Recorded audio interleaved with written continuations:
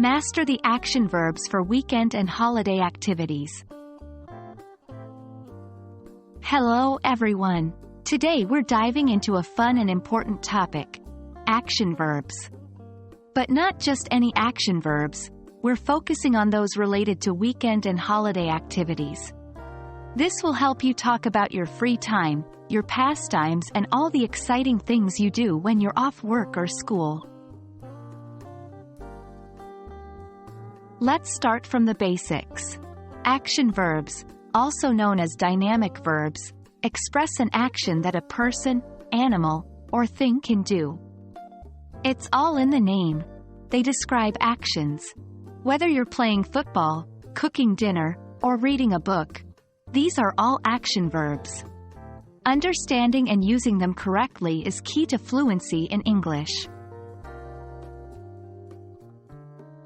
Now that we've understood what action verbs are, let's look at some that you might use when talking about your weekend and holiday activities. Here are some common ones. Travel. This can refer to going to another city or country. Relax. This means to rest or take it easy. Explore.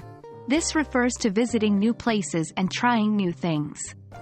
Hike. This means to walk in the countryside or mountains, often for enjoyment. Swim. This means to move through water by moving your body. Read. This refers to looking at and understanding written words. Cook.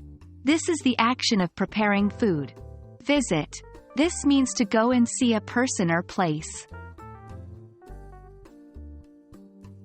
Now, let's see how we can use these verbs in sentences. 1. I often travel to different cities on the weekend. 2. I like to relax with a good book on Saturdays. 3. My family and I love to explore new parks during holidays. 4. We hike in the mountains every summer. 5. I swim in the local pool every Sunday. 6. I usually read novels during my free time. 7. I cook a special meal every weekend. 8. We visit our grandparents during the holidays. And there you have it. Remember, these are just a few examples. There are plenty of action verbs out there to describe all the wonderful things you do on your weekends and holidays. Keep practicing these sentences and soon you'll be talking about your activities with ease. Until next time, keep learning and have fun with English.